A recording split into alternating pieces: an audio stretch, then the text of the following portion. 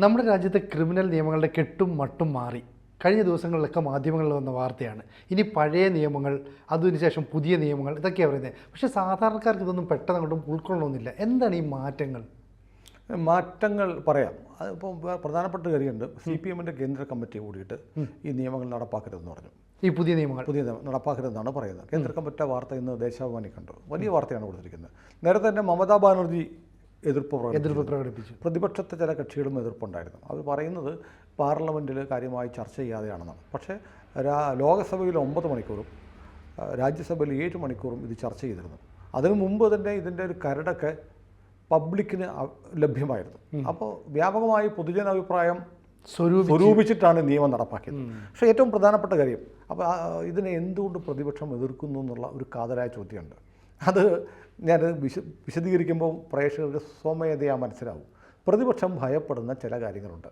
അല്ലെങ്കിൽ മമതയും CPM-ഉം അവർ രണ്ടു കൂട്ടരെയും ഞാൻ പറയുന്നത്, അവർ നമ്മുടെ രാജ്യത്തെ നിയമങ്ങളെയും ഒന്നും അങ്ങനെ അംഗീകരിക്കുന്നില്ല. കമ്മ്യൂണിസ്റ്റുകാർ പറയുന്നത് 16 17 ദേശീയതകൾ ചേർന്നതാണ് ഇന്ത്യ ഒരു രാജ്യമേ അല്ല എന്ന് പറയുന്നവരാണ്. മമതയ്ക്കും പറ്റുന്നുണ്ടെങ്കിൽ വിശാല ബംഗാൾ എന്നുള്ളൊരു മോഹം മമതയുടെ ഉള്ളിലുണ്ട്. അവിടുത്തെ മുസ്ലിം പോപ്പുലേഷനെ വെച്ചിട്ട് ഒരു പ്രത്യേക രാജ്യമായി കൊള്ളാം എന്ന് TMC ആഗ്രഹിക്കുന്നുണ്ട്. ഇതുവരെ പറഞ്ഞിട്ടില്ല. പറഞ്ഞാൽ ഓരോ അറിയും.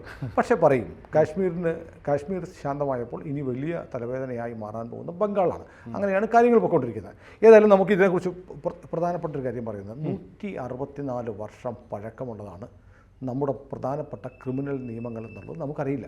ബ്രിട്ടീഷുകാരുണ്ടാക്കിയതാണ്. അപ്പോൾ ഇന്ത്യൻ ശിക്ഷാ നിയമം, IPC, ഇന്ത്യൻ പീനൽ കോഡ് 1860 ബ്രിട്ടീഷുകാർ പാസ്സാക്കിയ നിയമമാണ്. അതാണ് സ്വാതന്ത്ര്യം കിട്ടി 75 വർഷം കഴിഞ്ഞപ്പോഴും നമ്മൾ പിന്തുടർന്നുകൊണ്ടിരിക്കുന്നത്. കൊളോണിയൽ അവശിഷ്ടങ്ങൾ എല്ലാം മാറ്റി ഇന്ത്യ സ്വാതന്ത്ര്യം കിട്ടി 75 ആണ്ടുകൾ കഴിഞ്ഞ സ്ഥിതിക്ക് എല്ലാം ഇന്ത്യനൈസ് ചെയ്യുക എന്നുള്ള ഒരു തീരുമാനം മോദി ഗവൺമെൻറ് നടപ്പാക്കി. അതുകൊണ്ടാണ് ജോർജ് 6-ാമൻ്റെ പ്രതിമ അവിടെ നിന്ന് എടുത്ത് മാറ്റിയിട്ട് ദില്ലിയിൽ സുഭാഷ് ചന്ദ്രബോസിൻ്റെ പ്രതിമ വെച്ചു. ഇത്രയും കാലം നമ്മുടെ രാജ്യത്തെ അടക്കി ഭരിച്ച് ചൂഷണം ചെയ്ത ആളുകളുടെ പ്രതിമയൊക്കെയാണ് നമ്മൾ വെച്ച് ആരാധിച്ചുകൊണ്ടിരുന്നത്. അതൊക്കെ മാറ്റി ഇന്ത്യൻ കൾച്ചറിനെ, ഇന്ത്യൻ സംസ്കാരത്തിനെ, ഇന്ത്യൻ പൈതൃകത്തെ, ഇന്ത്യൻ ചരിത്രത്തെ അംഗീകരിക്കുന്ന, യഥാർത്ഥ ചരിത്രത്തെ അംഗീകരിക്കുന്ന ഒരു നിലപാട് മോദി സർക്കാർ കഴിഞ്ഞ 10 വർഷം കൊണ്ടുവന്നു. അതിൻ്റെ ഭാഗമായിട്ടാണ് ഈ പ്രധാനപ്പെട്ട ക്രിമിനൽ നിയമങ്ങൾ. ഒന്ന് ഇന്ത്യൻ പീനൽ കോഡ്, അത് ഭാരതീയ ന്യായ സംഹിത BNS എന്ന പേരിൽ മാറുന്നു. രണ്ടാമത്തത് ക്രിമിനൽ പ്രൊസീജിയർ കോഡ്. ഇപ്പോൾ ക്രിമിനൽ നടപടികൾ, CRPC, കേസെടുപ്പ് ഉൾപ്പെടെയുള്ള എല്ലാ നടപടികളും എങ്ങനെ വേണം, അറസ്റ്റ്, ജാമ്യം, ക്രമസമാധാന പാലനം, ഇതൊക്കെ വ്യവസ്ഥ ചെയ്യുന്നതാണ് ക്രിമിനൽ നടപടിക്രമം അഥവാ CRPC. അത് ഭാരതീയ നാഗരിക് സുരക്ഷാ സംഹിത BNSS എന്ന് മാറുന്നു. മറ്റൊന്ന് ഇന്ത്യൻ തെളിവ് നിയമം, ഇന്ത്യൻ എവിഡൻസ് ആക്ട്, അത് ഭാരതീയ സാക്ഷ്യ അധീനയം എന്നാണ്. BSA, പഴയൊരു സൈക്കിൾ ഉണ്ടായിരുന്നില്ല, പെട്ടെന്ന് ഓർത്താൽ മതി. അപ്പോൾ കുറേ കുട്ടികളൊക്കെ നമ്മുടെ വീഡിയോ കാണുന്നുണ്ട്. സിനു എന്നല്ല പറഞ്ഞില്ല, സ്കൂൾ കുട്ടികളൊക്കെ. അങ്ങയുടെ മോൻ്റെ കാര്യത്തിന് സ്കൂളിൽ പോയപ്പോഴത്തേക്ക് കുട്ടികൾ വന്നിട്ട് പറഞ്ഞു +2 ഞങ്ങളിത് കാണുന്നുണ്ട്. അതുകൊണ്ടാണ് ഇപ്പോൾ ഇത് പറഞ്ഞപ്പോൾ തന്നെ പെട്ടെന്ന് ആളുകൾക്ക് ഇത് കിട്ടുന്ന ഒരു ഇൻഫർമേഷൻ പത്രം വായിക്കുന്നതിനെക്കാട്ടി. അപ്പോൾ ഇതുകൊണ്ട് അങ്ങനെ നമ്മുടെ 1860 ഉണ്ടാക്കിയ ഇന്ത്യൻ ശിക്ഷാ നിയമം ഇനി BNS എന്നും CRPC BNSS എന്നും ഭാരതീയ ന്യായ അധീനിയം അതായത് ഇന്ത്യൻ എവിഡൻസ് ആക്ട് ഇനി BSA എന്നുമാണ് അറിയപ്പെടുന്നത്. ഈ 1-ാം തീയതി മുതൽ, അതായത് ജൂലൈ 1 മുതൽ ഇതാണ് നാട്ടിലെ നിയമം. അപ്പോൾ അതിനു മുമ്പ് ഇപ്പോൾ പലരും കേസുകളിൽ പ്രതിയായിട്ടുള്ള കേസ് കൊടുത്തിട്ടുള്ളവരൊക്കെ അതൊക്കെ പഴയ നിയമപ്രകാരം നടക്കും. അതായത് കോടതിയിൽ നിൽക്കുന്നത്. അതിനുശേഷമുള്ള ജൂലൈ 1-ാം തീയതി ഉള്ളതെല്ലാം വിചാരണയും നടപടികളൊക്കെ പുതിയ നിയമപ്രകാരം നടക്കും. അപ്പോൾ തൽക്കാലത്തേക്ക് കോടതികളിൽ 2 നിയമവും നിലനിൽക്കും. പഴയ കേസുകൾക്ക് പഴയതും പുതിയതിന് പുതിയതും. ഇതൊരു ചെറിയ കലാമിറ്റി അല്ല, ഒരു കൺഫ്യൂഷൻ ഉണ്ടാക്കാം. അപ്പോൾ 2 അഭിഭാഷകരൊക്കെ ആണെങ്കിലും ന്യായാധിപന്മാരാണെങ്കിലും പോലീസുകാരാണെങ്കിലും 2 നിയമങ്ങളും തൽക്കാലം പൊരുത്തപ്പെട്ട് വരുന്ന സമയമെടുക്കും. അത് അങ്ങനെയാണല്ലോ, എല്ലാ മാറ്റങ്ങളും അങ്ങനെയാണ്. അപ്പോൾ ഇതാണ് ഇതിൻ്റെ പ്രധാനപ്പെട്ട കാര്യം. അപ്പോൾ പ്രതിപക്ഷം പറയുന്നത് ഇത് പാർലമെൻറ്റിൽ ഇത് 2000 ഇതിൻ്റെ കരട് കഴിഞ്ഞ വർഷം ഓഗസ്റ്റ് 12-ന് അവതരിപ്പിച്ചതാണ്. ഡിസംബർ 13-ന് ഫൈനൽ വെർഷൻ കൊണ്ടുവന്ന് കഴിഞ്ഞ ഫെബ്രുവരിയിൽ വിജ്ഞാപനം ചെയ്തു. അതാണ് ഇതിൻ്റെ സ്റ്റാറ്റസ്. നിയമം വന്ന വഴി പാർലമെൻറ്റ് 2 സഭകളും പാസ്സാക്കിയതാണ്. ലോക്സഭയിലും ചർച്ച ചെയ്ത് രാജ്യസഭയിലും പാസ്സാക്കിയതാണ്. അപ്പോൾ നിയമമായി കഴിഞ്ഞു. വിജ്ഞാപനം ഫെബ്രുവരിയിൽ വിജ്ഞാപനം ചെയ്തതോടെ അത് രാജ്യത്തെ നിയമമായി ജൂലൈ 1 മുതൽ നിലവിൽ വരുമെന്ന് പറഞ്ഞു. നടപ്പിലാക്കുന്ന ഈ ജൂലൈ 1 മുതൽ എന്ന് പറഞ്ഞിട്ടുള്ളൂ. അപ്പോൾ ഇതിനകത്ത് ഇപ്പോൾ പറയുന്നത് ഇപ്പോൾ ഈ ഇവർ പ്രതിപക്ഷം ആഭ്യന്തര മന്ത്രാലയത്തോട് ആവശ്യപ്പെട്ടിട്ടുണ്ട് ഒരു പുതിയ പാർലമെൻ്ററി കമ്മിറ്റി വന്നിട്ടുണ്ടല്ലോ, അവർ വീണ്ടും പരിശോധിച്ചു പാർലമെൻറ്റ് പാസ്സാക്കിയ സാധനം വീണ്ടും പാർലമെൻ്ററി കമ്മിറ്റി പരിശോധിച്ച് നടപ്പാക്കുന്നു എന്നൊക്കെ പറഞ്ഞൊരു വിദണ്ഡവാദമാണ്. അതിൻ്റെ ഒന്നും ആവശ്യമില്ല. അപ്പോൾ ഏതായാലും ഒരു TDP അടക്കമുള്ള JDU ജനതാദൾ യുണൈറ്റഡ് അടക്കമുള്ള പാർട്ടികളുടെ പിന്തുണയും പ്രതിപക്ഷം നേടിയിട്ടുണ്ട്. നിങ്ങൾ ഗവൺമെൻറ്റിൽ സമ്മർദ്ദം ചെലുത്തണമെന്ന്. അപ്പോൾ ഇതാണ് ഇതിൻ്റെ ഒരു പൊളിറ്റിക്കൽ സ്റ്റാറ്റസ്. പക്ഷേ TDP അടക്കം പുതിയ നിയമം വരണം എന്ന അഭിപ്രായമുള്ളവരാണ്. അതുകൊണ്ട് ഈ സർക്കാർ ഇത് പുനഃപരിശോധിക്കേണ്ട കാര്യമില്ല. അതാണ് ഒന്നാമത്തെ കാര്യം. ഇതിനകത്ത് ഞാൻ പ്രധാനപ്പെട്ട ചില വകുപ്പ് പറയാം. BNS ഭാരതീയ ന്യായ സംഹിത, അതായത് IPCക്ക് പകരം വന്നതിൻ്റെ 113(1) എന്നൊരു വകുപ്പുണ്ട്. അത് ഭീകരവാദത്തെ സംബന്ധിച്ചുള്ളതാണ്. ഭീകരവാദം എന്ന് പറഞ്ഞാൽ ഇന്ത്യയുടെ ഐക്യം, അഖണ്ഡത, പരമാധികാരം, സുരക്ഷ, സാമ്പത്തിക സുരക്ഷ എന്നിവയെ ചോദ്യം ചെയ്താൽ, സാമ്പത്തിക സുരക്ഷ എന്ന് പറയുമ്പോൾ കള്ളക്കടത്ത്, കള്ളനോട്ട് ഒക്കെ വരും. ചോദ്യം ചെയ്താൽ അതെല്ലാം ഭീകരവാദമാണ്. നോക്കൂ, കള്ളക്കടത്ത് നടത്തിയാൽ ഇനി ഭീകരവാദത്തിൻ്റെ പരിധിയിൽ വരും. ഇപ്പം ശരീരത്തിലുള്ള എല്ലാ ദ്വാരങ്ങളിലും സ്വർണ്ണം കടത്തിക്കൊണ്ടുവരുന്ന ഒരു പരിപാടി ഉണ്ടല്ലോ, അത് രാജ്യത്തിൻ്റെ സാമ്പത്തിക സുരക്ഷയെ ബാധിക്കുന്നതുകൊണ്ട് ഭീകരവാദത്തിൻ്റെ പരിധിയിൽ വരാം. കള്ളനോട്ടടിച്ചാൽ ഭീകരവാദത്തിൻ്റെ പരിധിയിൽ വരാം. 111(1) പ്രകാരം ചാർജ് ചെയ്യാം. ഇനി മറ്റൊന്ന്, ഭീകരവാദം എന്ന് പറഞ്ഞാൽ വേറൊന്നുകൂടെ വരുന്നുണ്ട്. പൊതു സേവകരെ വധിക്കുന്നതും വധിക്കാൻ ശ്രമിക്കുന്നതും ഭീകരവാദമാണ്. പിന്നെ വസ്തുക്കളൊക്കെ നശിപ്പിക്കുമല്ലോ. പണ്ട് ഹർത്താൽ ഇപ്പോൾ ഇല്ലാത്തതുകൊണ്ട് പണ്ടൊക്കെ ഹർത്താലിനൊക്കെ കടകൾ കത്തിക്കും, പൊതുമുതൽ നശിപ്പിക്കുക, ഇതുമൊക്കെ ഭീകരവാദത്തിൻ്റെ പരിധിയിൽ വരാം. പ്രതിപക്ഷത്തിന് എതിർക്കൊള്ളാവുന്ന ഒരു കാര്യം. കാരണം നമ്മുടെ നാട്ടിലെ പ്രതിപക്ഷം സാധാരണ എല്ലാവരും പറയാറുണ്ട്, ഒരു പുതിയ സർക്കാർ വന്നാൽ ഒരു 90 ദിവസത്തേക്ക് അവർക്ക് പ്രവർത്തിക്കാൻ സമയം കൊടുക്കും, എന്നിട്ട് അവരെ വിമർശിക്കുക. ലോകത്തെല്ലായിടത്തും അങ്ങനെയാണ്. പക്ഷേ നമ്മുടെ ഇന്ത്യയിൽ അങ്ങനെയല്ല. അധികാരത്തിൽ വന്നാൽ പിറ്റേ ദിവസം അസംബ്ലി കൂടുന്ന 1-ാം ദിവസം മുതൽ ബഹളം ഉണ്ടാക്കുകയാണ്. അപ്പോൾ ഇതിനകത്ത് ഇന്ത്യയുടെ ഐക്യം, അഖണ്ഡത, പരമാധികാരം, സുരക്ഷ, സാമ്പത്തിക സുരക്ഷ ഇവയെ ചോദ്യം ചെയ്യാൻ പാടില്ല. നോക്കൂ, അരുന്ധതി റോയിയുടെ കേസ് നോക്കൂ. അരുന്ധതി റോയിയുടെ കേസിൽ ഇപ്പോൾ UAP ചോദ്യം, പക്ഷേ അത് ഭീകരവാദ കേസായിട്ട് മാറാം. 111(1) പ്രകാരം ഇപ്പോഴാണെങ്കിൽ ടെററിസ്റ്റ് ആക്റ്റായിട്ട് കൂട്ടും. മനസ്സിലായില്ലേ? ഭീകരപ്രവർത്തനമായിട്ട് ടെറർ ആക്റ്റായിട്ട് കൂട്ടാൻ പറ്റും. കള്ളനോട്ടടിച്ചാൽ, അതായത് ഇപ്പോൾ നമ്മൾ സ്വർണ്ണം കള്ളക്കടത്തായിട്ട് കൊണ്ടുവരുന്നു. രാജ്യത്തിൻ്റെ സാമ്പത്തിക ക്രമത്തെ അട്ടിമറിക്കുന്ന പ്രവർത്തനമാണ് കള്ളക്കടത്ത്. അതും ഭീകരവാദത്തിലേക്ക് പോകും. സ്വാഭാവികമായും ചില ആളുകൾക്ക് വേദനിക്കും, ഉറപ്പാണ്. അപ്പം ഈ നിയമത്തെ അംഗീകരിക്കാൻ പറ്റില്ല. ഇനി ഇതിനുള്ള ശിക്ഷ എന്താണെന്നറിയോ? അതാണ് ഏറ്റവും വലിയ ശിക്ഷ. ഭീകരവാദ കേസുകളിൽ വധശിക്ഷ വരെ കൊടുക്കാം. അപ്പം ഇന്ത്യ വിഘടിക്കണം, കട്ടിംഗ് സൗത്ത് വേണം, കാശ്മീർ വേറെ ആവണം, വിശാല ബംഗാൾ വേണമെന്നുള്ള മമതയുടെ സ്വപ്നമൊക്കെ വല്ലാതെ മുറിവേൽക്കും. അപ്പം വധശിക്ഷ കൊടുക്കാം, സ്വത്ത് കണ്ടുകെട്ടാം. പിന്നെ തടവിന് വിധിക്കപ്പെട്ടാൽ എന്താണെന്നറിയോ? പരോൾ കിട്ടത്തില്ല. പരോൾ ഇല്ലാത്ത തടവാണ് ഇത് കിട്ടാൻ പോകുന്നത്. ഇനി തീർന്നില്ല. ഇനി സായുധ വിമത പ്രവർത്തനം എന്നൊരു വകുപ്പുണ്ട്, 111(1). അതായത് വിധ്വംസക വിഘടന പ്രവർത്തനം നടത്തുക, രാജ്യത്തിൻ്റെ പരമാധികാരത്തെ വെല്ലുവിളിക്കുക. അപ്പോൾ പലരും ചെയ്യുന്നുണ്ട്. ഭീകരവാദികളുടെ ഞങ്ങൾ ഇന്ത്യ അംഗീകരിക്കുന്നില്ല, ഇന്ത്യ എൻ്റെ രാജ്യമല്ല, ഞങ്ങൾ വേറിട്ട് പോകുമെന്നൊക്കെ പറഞ്ഞ BNS, അതായത് പുതിയ ശിക്ഷാ നിയമത്തിലെ 111(1) പ്രകാരം വിമത പ്രവർത്തനമാണ്. ഇത്തരം സായുധ വിമത പ്രവർത്തനമാണ്. അതിന് 7 വർഷം വരെ തടവ് കിട്ടാം. ഇനി നമ്മുടെ നിയമത്തിൽ 124(a) എന്നൊരു വകുപ്പുണ്ടായിരുന്നു, രാജ്യദ്രോഹം. രാജ്യദ്രോഹ വകുപ്പ് സുപ്രീം കോടതിയുടെ നിർദ്ദേശത്തെ തുടർന്ന് ഒഴിവാക്കിയിരുന്നു. ഈ മറ്റ് നിയമങ്ങളുള്ളതുകൊണ്ട് രാജ്യദ്രോഹ വകുപ്പ് വേണ്ട എന്ന് പറഞ്ഞിരുന്നു. പക്ഷേ BNSൽ 152 വകുപ്പ് അനുസരിച്ച് രാജ്യദ്രോഹ കുറ്റം മറ്റൊരു തരത്തിൽ വന്നിട്ടുണ്ട്. അപ്പോൾ ഇന്ത്യക്കെതിരെ ഇപ്പോൾ ഏറ്റവും വലിയ പ്രധാനപ്പെട്ട ആക്ഷേപം രാജ്യദ്രോഹ കുറ്റം വീണ്ടും കൊണ്ടുവന്നിരിക്കുന്നു എന്ന് പറഞ്ഞാൽ എനിക്ക് രാജ്യത്തെ ദ്രോഹിക്കാനുള്ള അവകാശം വേണമെന്നല്ലേ? കാരണം സിനുവോ ഞാനോ രാജ്യദ്രോഹ കേസിൽ പ്രതിയാവുന്നില്ല. രാജ്യത്തിന് ദ്രോഹം ഉണ്ടാക്കുന്ന പ്രവൃത്തി ചെയ്താൽ മാത്രമേ രാജ്യദ്രോഹ കുറ്റം ആവത്തുള്ളൂ. അപ്പോൾ പിന്നെ ആ നിയമം അതിലുണ്ടാക്കി വെച്ചാൽ എന്താ കുഴപ്പം? ഒരു കുഴപ്പമില്ല, നമ്മളത് ചെയ്തതിനെ പിന്നെ പ്രശ്നമില്ല. എന്താ നേരത്തെ ട്രിപ്പിൾ തലാഖിൻ്റെ കേസ് പറഞ്ഞാൽ, മുത്തലാഖ് കേസിൽ പറഞ്ഞ പോലെ ഒരു മുസ്ലിം അയാളുടെ ഭാര്യയെ തലാഖ് തലാഖ് തലാഖ് എന്ന് പറഞ്ഞ് 3 തവണ മൊഴി ചൊല്ലിയാൽ അയാൾ ക്രിമിനൽ കേസിൽ പ്രതിയാവും. ഇത് ഇന്ത്യയിലെ മുഴുവൻ മുസ്ലിങ്ങളും ജയിലടയ്ക്കാണെന്ന് പറഞ്ഞാൽ ഇന്ത്യയിലെ മുഴുവൻ മുസ്ലിങ്ങളും തലാഖ് ഇല്ലാതിരിക്കുകയാണോ? തലാഖ് ഇല്ലാതിരുന്നാൽ പോരെ, ഭാര്യയെ ഉപേക്ഷിക്കാതിരുന്നാൽ പോരെ. അതെ, ഭാര്യയെ വെറുതെ അറിയാതെ ഉറക്കപ്പിച്ച് 3 തവണ പറഞ്ഞാലും തമാശയല്ല, സീരിയസ്ലി പറയാണ്. അതായത് ഒരു മുസ്ലിം ഉറക്കത്തിൽ അറിയാതെ അട്ടർ ചെയ്താൽ മതി, ഉരുവിട്ടാൽ മതി, തലാഖ് തലാഖ് തലാഖ് 3 പ്രാവശ്യം പറഞ്ഞ ഭാര്യ അയാൾ സ്വപ്നം കണ്ട് പറഞ്ഞാൽ മതി, ബന്ധം വിച്ഛേദിക്കുമായിരുന്നു. അത് മാറിയിട്ട് അത് കുറ്റകരമാക്കി നരേന്ദ്രമോദി. അപ്പോൾ ഇന്ത്യയിലെ മുസ്ലിങ്ങളെ ജയിലിൽ അടയ്ക്കാനാണെന്ന്. അതെങ്ങനെയാ അപ്പം ജയിലിൽ പോണത്? ഇത് ചെയ്യാതിരുന്നാൽ മതിയല്ലോ. എന്ന് പറയുന്ന പോലെ രാജ്യദ്രോഹ കുറ്റം വീണ്ടും കൊണ്ടുവന്നു എന്ന് പറഞ്ഞ് ബഹളം വെക്കുന്നവരുടെ ലക്ഷ്യം രാജ്യദ്രോഹം നടത്തണം എന്നാണോ? മനസ്സിലങ്ങനെ ആയിരിക്കാം. അപ്പം ഇതുകൊണ്ട് ഇതൊക്കെയാണ്. അപ്പോൾ നമ്മൾ ഇപ്പോൾ ഈ നിയമപ്രകാരം ദേശവിരുദ്ധ പ്രവർത്തനം, എഴുത്ത്, സംസാരം, ആംഗ്യം, ഇലക്ട്രോണിക് മീഡിയ, ഇതിലൂടെയൊക്കെ ദേശവിരുദ്ധ പ്രവർത്തനങ്ങൾ നടത്തിയാൽ ശിക്ഷിക്കപ്പെടും, ജീവപര്യന്തം തടവ് കിട്ടും. എതിർക്കണ്ടേ?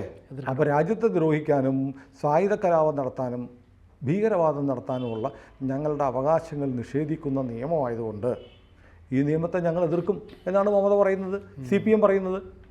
എനിക്കിപ്പോഴും മനസ്സിലാവുന്നില്ല. പ്രേക്ഷകരൊന്ന് ആലോചിച്ച് നോക്കണം. രാജ്യദ്രോഹ കുറ്റം കൊണ്ടുവന്നതിനെ എന്തിനാണ് നിങ്ങൾ എതിർക്കുന്നത്? നിങ്ങൾ രാജ്യദ്രോഹം ചെയ്യാതിരുന്ന പോരെ? അല്ല, അപ്പോൾ പിന്നെ ഈ വൈരാഗ്യം തീർക്കാൻ രാജ്യദ്രോഹ കേസ് ചുമത്തും. അതിന് കോടതിയില്ലേ? കോടതി നോക്കും ഇതിനകത്ത് മെറിറ്റുണ്ടോ ഇല്ലയോ നോക്കി. അങ്ങനെ ചെയ്താൽ തന്നെ കോടതി മുമ്പാകെ ചെല്ലുമ്പോൾ രാജ്യദ്രോഹത്തിന് വകുപ്പില്ലെങ്കിൽ വിട്ടോളൂല്ലോ. അപ്പോൾ അതുകൊണ്ട് ആരെങ്കിലും ഒരാൾ ദുരുപയോഗം ചെയ്യും എന്നതുകൊണ്ട് മൊത്തത്തിൽ ഇത് വേണ്ടെന്ന് വെക്കണം എന്ന് പറയുന്ന ന്യായം ഒരുമാതിരി വിദണ്ഡവാദമാണ്. അപ്പോൾ ഇങ്ങനെയുള്ള ചില കർശനമായ വ്യവസ്ഥകൾ നമ്മുടെ പുതിയ ന്യായ സംഹിതയിൽ BNS-ലുണ്ട്. BNS എന്നാണ് ഇനിയിപ്പോൾ പറയുന്നത്. IPC മാറി BNS ആണ്. അത് എല്ലാവരും ഓർമ്മിക്കണം. ഇനി മറ്റുണ്ട് നമ്മൾ ഈ പെറ്റി കേസുകളുണ്ടല്ലോ, വഴി കിടന്ന് മദ്യപിക്കുക, അടിയുണ്ടാക്കുക, ഇതിനൊക്കെ അപകീർത്തി കേസ്, ഡിഫമേഷൻ കേസുകളിലൊക്കെ ശിക്ഷ. ഇപ്പം നമ്മൾ കാണുന്നുണ്ട് ചില ആളുകളൊക്കെ ഈ കാറിനകത്ത് നമ്മുടെ ആവേശം സിനിമാ മോഡലിൽ നീന്തൽ കോളിലൊക്കെ പോയ ആശന്മാരെയൊക്കെ പിടിച്ചിട്ട് ആശുപത്രി പണിയെടുക്കാൻ പറഞ്ഞു. അത് MV ആക്ട് പ്രകാരം മോട്ടോർ വെഹിക്കിൾ നിർദ്ദേശമാണ്, MVയുടെ നിർദ്ദേശമാണ്. അത് നിയമപരമായി നിലനിൽക്കുമെന്ന് ചോദിച്ചാൽ വേണമെങ്കിൽ അത് ചലഞ്ച് ചെയ്യാം. ഞാൻ വന്നില്ല, എനിക്ക് സൗകര്യമില്ലെന്ന് പറഞ്ഞാൽ എന്ത് ചെയ്യും? അത് ശിക്ഷിക്കാനുള്ളത് അത്തരം ശിക്ഷകളൊന്നും ഇമ്പോസ് ചെയ്യാനായിട്ട് വേണമെങ്കിൽ MVDക്ക് ലൈസൻസൊക്കെ കട്ട് ചെയ്യാം. ഇങ്ങനെ ശിക്ഷിക്കുകയൊക്കെ നിയമപ്രകാരം ശരിയാണെന്ന് വെച്ചാൽ നിയമപ്രകാരം അത്ര ശരിയൊന്നുമല്ല. പക്ഷേ ഈ ലൈസൻസൊക്കെ ഉണ്ടല്ലോ, അതൊരു അതോറിറ്റി ആണല്ലോ എന്ന് കരുതിയിട്ട് ആൾ ചെയ്യുന്നതാണ്. പക്ഷേ ഈ നിയമപ്രകാരം ഇത്തരം കുറ്റങ്ങൾ ചെയ്ത് അപകീർത്തി, ഡിഫമേഷൻ കേസുകളിൽ മദ്യപിച്ച് ബഹളം ഉണ്ടാക്കിയാലൊക്കെ പ്രതിഫലമില്ലാത്ത സാമൂഹ്യ സേവനം നിർബന്ധമാക്കും. അപ്പോൾ ഈ കള്ളു പിടിച്ച് അലമ്പുണ്ടാക്കിയാൽ ആശുപത്രിയിൽ പോയി ചിലപ്പോൾ റോഡുകളിൽ ക്ലീൻ ചെയ്യേണ്ടി വരും. സമൂഹത്തിന് ഗുണമുള്ള കാര്യമാണ്, അതൊക്കെ വേണം. ഇനി പിന്നെ ഈ പുതിയൊരു അധ്യായം കൂട്ടിച്ചേർത്തിട്ടുണ്ട്. സ്ത്രീകൾക്കും കുട്ടികൾക്കും എതിരായിട്ടുള്ള അതിക്രമങ്ങൾ തടയുക എന്ന് പറഞ്ഞൊരു പുതിയ അധ്യായം തന്നെ നിയമത്തിൽ കൊണ്ടുവന്നിട്ടുണ്ട് BNS-ൽ. നോക്കൂ, ഇക്കാലം അത്രയും ഉണ്ടായിരുന്നില്ല. സ്ത്രീകൾക്കും എതിരായിട്ടുള്ള കുറ്റകൃത്യങ്ങൾ, റേപ്പ് ഉൾപ്പെടെയുള്ള കുറ്റകൃത്യങ്ങളിലും ശിക്ഷയും ഒക്കെ ഡിഫൈൻ ചെയ്തിട്ടുണ്ടായിരുന്നു ഇന്ത്യൻ പീനൽ കോഡിൽ. പക്ഷേ ഇതൊരു ചാപ്റ്റർ തന്നെ അതിന് വെച്ചിരിക്കുക. സ്ത്രീകളുടെയും കുട്ടികളുടെയും അവകാശങ്ങൾ സംരക്ഷിക്കുക. അതൊരു പ്രത്യേക അധ്യായം തന്നെ വെച്ചിരിക്കുന്നു. 1860-ലുണ്ടായ നിയമമാണേ. ഇത്രയും കാലത്തിനിടയ്ക്ക് പൊളിച്ചെഴുതി സ്ത്രീകൾക്കും കുട്ടികൾക്കും വേണ്ടി ഒരധ്യായം തന്നെ മാറ്റി വെച്ചിരുന്നു. അതായത് ഈ മൈനർമാരുടെ പ്രായപൂർത്തിയായ കുട്ടികളെ ഗാങ് റേപ്പ് ചെയ്താൽ, കഴിഞ്ഞ ദിവസം ഉണ്ടായി ഡൽഹിയിൽ ഒരു 10 വയസ്സുകാരിയെ 2 പേർ ചേർന്ന് മാനഭംഗപ്പെടുത്തിക്കൊണ്ട്, അങ്ങനെയുള്ളവർക്ക് വധശിക്ഷയാണ്. റേപ്പിന് പ്രായപൂർത്തിയാകാത്ത കുട്ടികളെ ബലാത്സംഗം ചെയ്താൽ ഇനി മുതൽ വധശിക്ഷയാണ്. നേരത്തെയൊക്കെ ജീവപര്യന്തം പരമാവധി കിട്ടിയാലേ, പക്ഷേ ഇതിനകത്ത് പരമാവധി ശിക്ഷ വധശിക്ഷയാക്കി. ഈ രാജ്യത്തെ സ്ത്രീകൾക്കും കുട്ടികൾക്കും ഇത്രയും പരിഗണന കൊടുക്കാൻ തോന്നിയത് നരേന്ദ്രമോദിക്ക് മാത്രമാണ്. അത് വളരെ പ്രധാനപ്പെട്ടൊരു മാറ്റമല്ലേ? ഇപ്പോൾ കാരണം കുട്ടികളെ പീഡിപ്പിക്കുന്ന കേസുകൾ വല്ലാതെ രാജ്യത്ത് കൂടി വരുന്നുണ്ട്. ആ സമയത്ത് ഇത്തരം ഒരു നിയമം കൊണ്ടുവന്നതിനെ കേരളത്തിലെ അമ്മമാരും കുട്ടികളും സർവാത്മനെ സ്വാഗതം ചെയ്യും. ഇതൊന്നും പ്രതിപക്ഷം പറയുന്നില്ല. ഇനി മാത്രമല്ല, 10 വർഷത്തിൽ കുറയാത്ത ശിക്ഷ കിട്ടുന്ന കുറേ വകുപ്പുകളുണ്ട്. വിവാഹ തൊഴിൽ വാഗ്ദാനം, പ്രമോഷൻ തുടങ്ങിയ ആനുകൂല്യങ്ങൾ കൊടുക്കാം എന്ന് പറഞ്ഞിട്ട് ലൈംഗിക ചൂഷണം പറയുന്നവർക്കെല്ലാം 10 വർഷം ശിക്ഷയുണ്ട്. അപ്പോൾ ഇത് വളരെ പ്രധാനപ്പെട്ട സ്ത്രീകളുടെ അവകാശ സംരക്ഷണത്തിന് വേണ്ടിയിട്ട് വളരെ പ്രധാനപ്പെട്ട ഒരു നീക്കമാണ് ഈ നിയമത്തിലൂടെ കൊണ്ടുവന്നിരിക്കുന്നത്. ഇനി എനിക്ക് തോന്നുന്നത് വളരെ വലിയ അടിസ്ഥാനപരമായ ചില മാറ്റങ്ങളുണ്ട്. അതായത് ഈ കുറ്റപത്രം, ഒരു കേസ് വന്നു കഴിഞ്ഞാൽ 90 ദിവസത്തിനകം കുറ്റപത്രം കൊടുക്കണം. കൊടുത്തില്ലെങ്കിൽ പ്രതിക്ക് ജാമ്യം കിട്ടും. അത് വീണ്ടും നമ്മൾ നിയമത്തിൽ അത് ഇൻസിസ്റ്റ് ചെയ്തു പറയുന്നുണ്ട്. പക്ഷേ ഈ കേസൊക്കെ പോലീസ് എടുത്തു കഴിഞ്ഞാൽ കേസിൻ്റെ അന്വേഷണം ഇങ്ങനെ നീണ്ടങ്ങ് പോകും. അപ്പം സ്വാധീനമുള്ള പ്രതികളൊക്കെ ആണെങ്കിൽ പോലീസ് ഇങ്ങനെ ഉഴപ്പി കൊണ്ടുപോകും. പക്ഷേ നിയമം പറയുന്നു, പുതിയ നിയമങ്ങൾ പറയുന്നത് എന്താണെന്നറിയോ? ഒരു കേസ് രജിസ്റ്റർ ചെയ്താൽ 6 മാസത്തിനകം അന്വേഷണം പൂർത്തിയായിരിക്കണം. അന്വേഷണം പൂർത്തിയാക്കണം. 6 മാസം. ഇങ്ങ് വലിച്ചു നീട്ടി ഇഷ്ടക്കാരെ, സ്വാധീനമുള്ളവരെയൊക്കെ രക്ഷിക്കാനുള്ള പരിപാടി നടക്കില്ല. കേസെടുത്താൽ 6 മാസത്തിനകം അന്വേഷണം പൂർത്തിയാക്കി അടുത്ത സ്റ്റെപ്പിലേക്ക് പോകണം. ഇനിയിപ്പോൾ അന്വേഷണം പൂർത്തിയാക്കി കഴിഞ്ഞാലോ വിചാരണ കഴിഞ്ഞാൽ ചിലപ്പോൾ ചില ട്രയലൊക്കെ കഴിയും, വിധി പറയാൻ അങ്ങ് വെച്ചേക്കുമായിരിക്കും. അതിങ്ങനെ പിടിച്ചു വെച്ചുകൊണ്ടിരിക്കും. പക്ഷേ ട്രയൽ കഴിഞ്ഞാൽ, വിചാരണ കഴിഞ്ഞാൽ 30 ദിവസത്തിനകം വിധി പറയാം. അപ്പോൾ ഒരു കേസെടുത്താൽ 90 ദിവസത്തിനകം കുറ്റപത്രം, 6 മാസത്തിനകം അന്വേഷണം പൂർത്തിയാകണം. അത് കഴിഞ്ഞാൽ ട്രയൽ നടത്തി 30 ദിവസത്തിനകം ശിക്ഷ വിധിക്കണം. അപ്പോൾ ഒരു കേസ് ഇങ്ങനെ അനന്തമായി നീണ്ടു പോകുന്ന സംവിധാനം അവസാനിപ്പിക്കുകയാണ്. ക്രിമിനൽ നിയമങ്ങളിൽ വളരെ സത്വരമായ ശിക്ഷാ നടപടി ഉണ്ടാവും. പല കേസുകളിലും നോക്കൂ, പ്രതികൾ കിട്ടി ജാമ്യത്തിലിറങ്ങി ഇങ്ങനെ നടക്കുകയാണ്. കാരണം കോടതികളിൽ വലിയ ബാഹുല്യം. ഇപ്പോൾ ഇതിനൊപ്പം ഇത്രയും പെട്ടെന്ന് ഇതൊക്കെ നോക്കണമെങ്കിൽ പുതിയ ഫാസ്റ്റ് ട്രാക്ക് കോടതികൾ വരണം, പുതിയ കോടതികളുണ്ടാകണം, പുതിയ ജഡ്ജിമാരുടെ നിയമനം നടക്കണം. അപ്പോൾ രാജ്യത്തെ നിയമ സംവിധാനം ഉടച്ചു വാർക്കപ്പെടുകയാണ്. വൈകി കിട്ടുന്ന നീതി നിഷേധമെന്നാണ് പറയുന്നത്. അപ്പം ക്രിമിനൽ കേസുകളിൽ എന്തായാലും ഒരാൾ ഇരയാണ്. അയാൾ ഇരയാക്കപ്പെട്ട ആൾക്ക് എത്രയും പെട്ടെന്ന് നീതി കൊടുത്ത് അയാളുടെ കണ്ണീരൊപ്പുക എന്നുള്ളൊരു ബാധ്യതയാണ്, സമൂഹത്തിൻ്റെ ബാധ്യതയാണ്. അത് ആദ്യമായി രാജ്യം ഏറ്റെടുക്കുന്നു എന്നുള്ളതാണ് ഏറ്റവും പ്രധാനപ്പെട്ട കാര്യം. ഇനി ഏറ്റവും പ്രധാനപ്പെട്ട കാര്യം, ഇപ്പം സിനു എന്നെ തല്ലി. ഇപ്പോൾ നമ്മളിരിക്കുന്ന പാലാരിവട്ടം പോലീസ് സ്റ്റേഷൻ പരിധിയിലാണ്. ക്രൈം നടന്ന ഇവിടെ ആയതുകൊണ്ട് ഞാൻ പാലാരിവട്ടം പോലീസ് സ്റ്റേഷനിൽ പോയി വേണം കേസ് കൊടുക്കാൻ.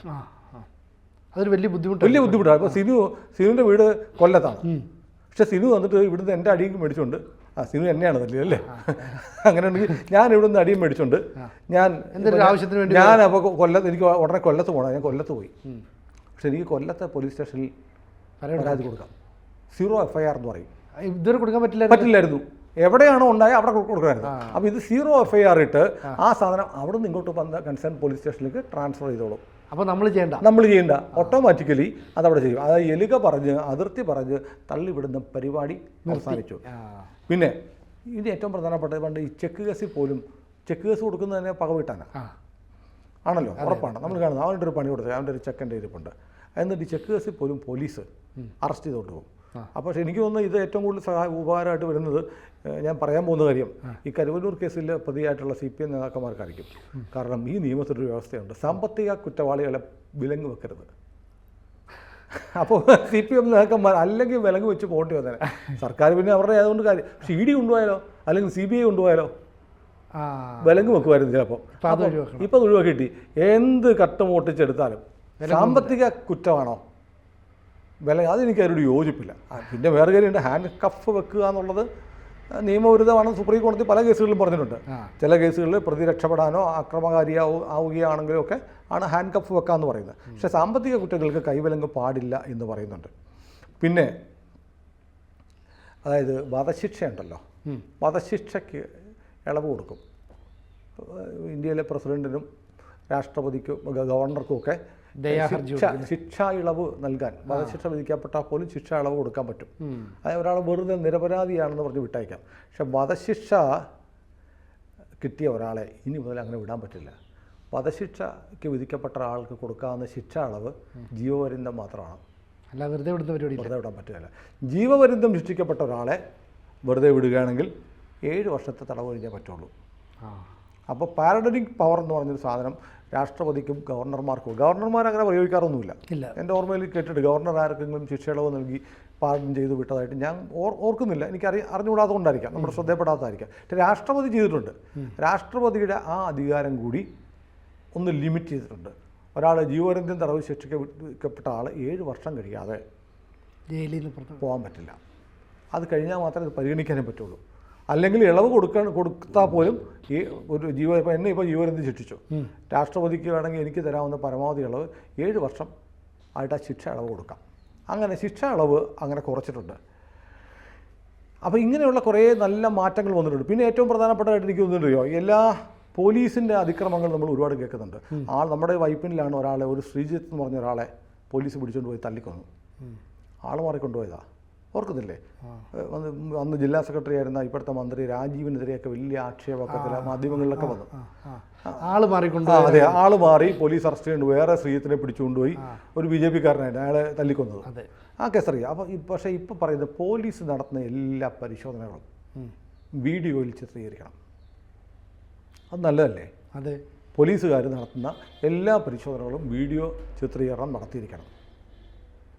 അതിന് വേണ്ടിയിട്ട് നമുക്ക് എന്നിട്ട് ഈ സാക്ഷി എന്നൊരു ആപ്പ് വരും, ഈ സാക്ഷി, ഇതെല്ലാം അപ്ലോഡ് ചെയ്യണം. അത് പോലീസിൻ്റെ നടപടികൾ ഹയർ ഒഫീഷ്യൽസിന്, കോടതികൾക്കെല്ലാം ഈ ആപ്പിലൂടെ കാണാൻ പറ്റും. അത് ഈ കള്ളക്കേസ് കൊടുക്കലൊക്കെ ഒഴിവാകും. അമിതാധികാരം, ബലപ്രയോഗം, മർദ്ദനം, അതിക്രമിച്ച് കയറൽ, ഇതെല്ലാം ഡോക്യുമെൻ്റ് ചെയ്ത് വീഡിയോഗ്രാഫി ചെയ്തിട്ട് വേണം ചെയ്യാൻ. അതും ജനങ്ങളുടെ പക്ഷത്ത് നിൽക്കും വലിയ ഗുണകരമായ മാറ്റമാണ്. പിന്നെ ഏറ്റവും പ്രധാനപ്പെട്ട കാര്യം, 7 വർഷത്തിന് ശേഷം 7 വർഷം വരെ അല്ല 7 വർഷത്തിന് മുകളിൽ തടവ് ശിക്ഷ കിട്ടാവുന്ന കേസുകളുണ്ട്. ഈ കേസുകളൊക്കെ ഇനി പണ്ടത്തെ പോലെ പോലീസുകാരൻ വന്നിട്ട് മാസ്റ്റർ എഴുതി പോകുന്ന പരിപാടി പറ്റത്തില്ല. അത് ഫോറൻസിക് പരിശോധന നിർബന്ധമാക്കും. അപ്പോൾ കേരളം ഇപ്പോൾ ആവശ്യപ്പെടാൻ പോകുന്നു കേട്ടു. കാരണം ഈ ഫോറൻസിക് പരിശോധന 7 വർഷത്തിൽ കൂടുതൽ ശിക്ഷ കിട്ടാവുന്ന കേസുകളിലെല്ലാം ഫോറൻസിക് പരിശോധന നടത്താനുള്ള സംവിധാനം നമ്മുടെ നമ്പർ 1 കേരളത്തിലില്ല. അതിന് ലാബില്ല, സൗകര്യമില്ല. ഈ റോഡിലൊക്കെ കോടിക്കണക്കിന് രൂപ വെച്ച് AI ക്യാമറ വെച്ച സർക്കാരിന് ഈ കോടതി വ്യവഹാരങ്ങളിൽ പെടുന്ന ഇന്ത്യയിലെ നിയമം പറയുന്ന BNSലൊക്കെ പറയുന്ന നിയമവ്യവസ്ഥയിൽ പറയുന്ന ഈ സംവിധാനം ഏർപ്പെടുത്താനായിട്ട് ഇവിടെ സംവിധാനങ്ങളില്ല. ഉണ്ടാക്കാനായിട്ട് കൂടുതൽ സമയം വേണമെന്ന് ചോദിച്ചിട്ട് സാമ്പത്തികമില്ല. അതുകൊണ്ട് ചിലപ്പോൾ കേരളത്തിൽ നടപ്പാവുമോ എന്ന് എനിക്കറിയത്തില്ല. നടപ്പാക്കാതിരിക്കാൻ പറ്റില്ല, ചെയ്തേ പറ്റുള്ളൂ. ഇനി മാത്രമല്ല, ഈ ഡിജിറ്റൽ തെളിവുണ്ടല്ലോ, ഡിജിറ്റൽ തെളിവുകൾക്ക് ഇപ്പോൾ കോടതികളിൽ മറ്റ് തെളിവുകളുടെ അത്രയും പ്രാധാന്യമില്ല, ഒരു സെക്കൻഡറി എവിഡൻസ് ആയിട്ട് എടുക്കുക. പക്ഷേ മറ്റെല്ലാ തെളിവുകളെയും പോലെ ഡിജിറ്റൽ തെളിവുകൾക്കും 1ാം പരിഗണന നൽകാൻ ഈ നിയമം, ഇന്ത്യൻ എവിഡൻസ് ആക്ട് ഇപ്പോൾ വ്യവസ്ഥ ചെയ്യുന്നുണ്ട്. അപ്പോൾ അത് മൊബൈൽ ഒന്ന് കാണണ്ട, കണ്ട സാക്ഷിയുണ്ടോ അത് പറയുന്ന സ്ഥിതി മാറിയിട്ട് മൊബൈലിൽ ഷൂട്ട് ചെയ്തതാണെങ്കിൽ പോലും അതിന് പ്രാഥമിക വാല്യൂ തന്നെ തെളിവ് മൂല്യത്തിൽ വരികയാണ്. അതോടൊപ്പം തന്നെ ഇപ്പം നമ്മൾ നോക്കൂ, നമ്മുടെ മൊബൈലിൽ ഒരു സാധനം ചിത്രീകരിച്ചു, മൊബൈലിൽ ഡോക്യുമെൻ്റ് ഉണ്ട്, പക്ഷേ ആൾ മൊബൈൽ എങ്ങും നശിപ്പിച്ചു കളയും, പിന്നെ അത് തെളിവില്ല, പിന്നെ ഉള്ളത് കോപ്പിയാണ്, കോപ്പി എടുക്കാൻ പറ്റത്തില്ല. ഇതായിരുന്നു ഇതുവരെയുടെ സ്ഥിതി. അത് മാറാൻ പോവാണ്. ഞാൻ മൊബൈലിൽ ഷൂട്ട് ചെയ്തൊരു സാധനം ഷൂട്ട് ചെയ്ത എൻ്റെ മൊബൈൽ കിട്ടിയില്ലെങ്കിലും ഞാൻ ഷൂട്ട് ചെയ്തതിൻ്റെ ആ വീഡിയോയുടെ കോപ്പി സിനുവിന് കിട്ടിയിട്ടുണ്ടെങ്കിൽ അത് പ്രാഥമിക തെളിവായി പരിഗണിച്ച് കേസെടുക്കാം. അപ്പോൾ ഈ പണ്ടത്തെ പോലെ ഫോൺ കൊണ്ടുപോയി അല്ലെങ്കിൽ കമ്പ്യൂട്ടർ കൊണ്ടുപോയി കടലിൽ കളഞ്ഞിട്ട് രക്ഷപ്പെടാൻ പറ്റുന്ന അവസ്ഥ ഇനി ഉണ്ടാവത്തില്ല. സ്വന്തം ഫോണിലില്ലെങ്കിൽ മറ്റൊരു ഫോണിൽ നിന്ന് എടുക്കാൻ പറ്റിയാലും ഓക്കെ. അതെ, അതിൻ്റെ കോപ്പി കിട്ടിയാൽ മതി. കോപ്പി കിട്ടിയാൽ അപ്പോൾ അത് ഫോറൻസിക് പരിശോധനയ്ക്ക് വെച്ച് എഡിറ്റ് ചെയ്തിട്ടുണ്ടോ, മാറ്റിമറിച്ചതാണോ, മോർഫിംഗ് ആണോ എന്നൊക്കെ നോക്കും. പക്ഷേ 1ാം തെളിവ് ആയിട്ട് അത് ഇലക്ട്രോണിക് എക്യുപ്മെൻ്റ് ഇല്ല എന്നതുകൊണ്ട് ഇത് പരിഗണിക്കാൻ പറ്റില്ല എന്നൊരു അവസ്ഥ മാറുകയാണ്. ഇനി രണ്ടാമത് മകസറുകൾ തയ്യാറാക്കുമ്പോൾ, ഇപ്പോൾ കൊലപാതകമൊക്കെ നടക്കുമ്പോൾ സീൻ മകസറുണ്ടല്ലോ, അതിന് 360 ഡിഗ്രി ക്യാമറയിൽ ഷൂട്ട് ചെയ്യണം. എന്ന് പറഞ്ഞാൽ സമഗ്രമായി അതിൻ്റെ സറൗണ്ടിങ്സ് എല്ലാം 360 ഡിഗ്രിയിൽ ഷൂട്ട് ചെയ്യുമ്പോൾ ചുറ്റുപാടെല്ലാം വരും. ഇപ്പോൾ ക്യാമറ വെച്ച് വെറുതെ ഷൂട്ട് ചെയ്യണം, അല്ലെങ്കിൽ മൊബൈൽ ഫോണിൽ ഷൂട്ട് ചെയ്യും, അല്ലെങ്കിൽ ഒരു വീഡിയോഗ്രാഫർ, പോലീസിൻ്റെ ഒരു വീഡിയോഗ്രാഫർ അയാളെ കൊണ്ട് ഷൂട്ട് ചെയ്യും. അത് മാറി. അതിൻ്റെ ഒരു പ്രധാനപ്പെട്ട ഘടകം എന്നറിയോ, ഒരു കേസ് പോലീസ് അന്വേഷിച്ചു, കുറച്ച് കഴിയുമ്പോൾ ആളുകൾ ബഹളം വെച്ചിട്ട് ക്രൈംബ്രാഞ്ചിന് വിട്ടു. ക്രൈംബ്രാഞ്ച് വിടുമ്പോൾ ആ സീൻ ഓഫ് ഒക്കറൻസ് ഒക്കെ പോയി. ആദ്യം ലോക്കൽ പോലീസ് എടുക്കുന്ന കാണുന്ന എഴുതി വെക്കുന്ന മകസർ റിപ്പോർട്ട് മാത്രമേ ഉള്ളൂ.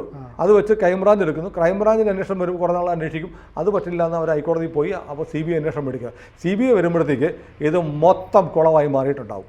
അപ്പോൾ CBIക്ക് സീൻ പോലും കാണാൻ എങ്ങനെയായിരുന്നു സീൻ എന്ന് അറിയാൻ പറ്റത്തില്ല. അത് ഒഴിവാക്കാനായിട്ട് വളരെ സഹായകരമാണ് 360 ഡിഗ്രിയിൽ ഒരു മകസർ തയ്യാറാക്കുമ്പോൾ ആ സറൗണ്ടിങ്സ്, പരിസരം മുഴുവൻ ഷൂട്ട് ചെയ്യുക എന്ന് പറഞ്ഞാൽ ഭാവിയിൽ മറ്റ് ഏജൻസികൾക്കും കോടതികൾക്കും, ഇപ്പോൾ നമ്മൾ കണ്ടില്ലേ തെളിവുകളൊക്കെ മാറ്റിക്കളയും. നമ്മുടെ ഒരു മുൻ മന്ത്രി പുള്ളി ഹാജരായ കേസിൽ തൊണ്ടിയായിരുന്ന ഷഡ്ഡി വരെ മാറ്റിയ പാർട്ടിയാണ്. അപ്പോൾ അതുകൊണ്ട് ഇത് പരിപാടി നടക്കില്ല. 360 ഡിഗ്രിയിൽ ഇതൊക്കെ ഷൂട്ട് ചെയ്ത് വെക്കുക. ഇനി ഏറ്റവും പ്രധാനപ്പെട്ട കേസ്, നമ്മുടെ ഈ കേസുണ്ടല്ലോ, അഭിമന്യു കൊലക്കേസിൻ്റെ 6ാം വാർഷിക ദിനത്തിൽ നമ്മൾ സംസാരിക്കുന്നത്. അതിൻ്റെ വിചാരണ ഇതുവരെ തുടങ്ങിയിട്ടില്ല. അതിൻ്റെ കുറ്റപത്രം ഉൾപ്പെടെ 11 ഡോക്യുമെൻറ്റ്സ് എറണാകുളം കോടതിയിൽ നിന്ന് കാണാതെ പോയി. കുറ്റപത്രം ഉൾപ്പെടെ ചാർജ് ഷീറ്റ് ഉൾപ്പെടെ കാണാതെ പോയി. കോടതിയുടെ സേഫ് കസ്റ്റഡിയിൽ ഇരുന്ന ഡോക്യുമെൻറ്റ്സ് ആണ് കാണാതെ പോയത്. ഇപ്പോൾ അവസാനം ഹൈക്കോടതിയുടെ പെർമിഷനോടുകൂടി അതിൻ്റെ ഡ്യൂപ്ലിക്കേറ്റ് ഉണ്ടാക്കി നടക്കുകയാണ്. അപ്പോൾ അതിൽ കുറച്ച് പ്രതികളെ കിട്ടാനില്ല. അപ്പോൾ എന്തെന്നറിയോ, കിട്ടിയ എല്ലാ പ്രതികളെയും കിട്ടാത്തതുകൊണ്ട് വിചാരണ ഇങ്ങനെ നീണ്ടു പോകും, അല്ലെ സാക്ഷികളില്ലെങ്കിൽ നീണ്ടുപോകും.